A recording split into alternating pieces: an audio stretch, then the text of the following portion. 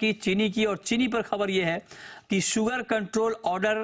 का draft guideline तैयार हुआ है और इसे अब ओपिनियन के लिए जारी किया गया है कि इस पर जो स्टेक होल्डर्स हैं उनकी राय है क्या। अब इस शुगर कंट्रोल ऑर्डर में क्या कुछ खास है, अगर ये एज इट इज इंप्लीमेंट हो जाता है तो क्या इंपैक्ट होगा, इस पर बात करने के लिए हमारे साथ जुड़ रहे हैं प्रफुल्ल विठलानी साहब, जो कि चेयरमैन है आइस्टा के। प्रफुल्ल जी, बहुत स्वागत है आपका। पहले तो सर आप ये बताएं हमारे ऑडियंस को कि ये जो नया ड्राफ्ट कंट्रोल ऑर्डर जारी हुआ है, इसमें क्या कुछ डायवर्जन है एथेनॉल में, उस पर कुछ अंकुश लगने की संभावना आपको दिख रही है sir?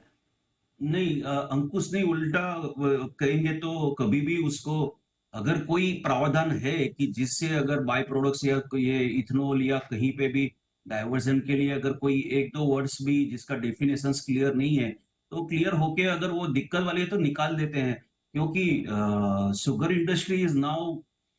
Total bio refinery and it is like earning a foreign currency. आज क्रूड इतना इंपोर्ट कम करना पड़ेगा, उतना ये देंगे तो हमें तो पहले डोमेस्टिक कंजप्शन के लिए जितनी चीनी है जिससे दाम न बढ़े। सेकंड है कि इथेनॉल के लिए भी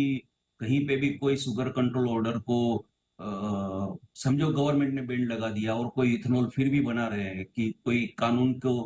तोड़ते हुए, तो वो कानून कितना स्ट्रिक्ट हो सकता है वो भी हो सकता है, या ये भी हो सकता है कि इथेनॉल यूज करने में अगर दिक्कत आ रही है शुगर कंट्रोल ऑर्डर की क्लोज से तो उसको रिलीव किया जाएगा।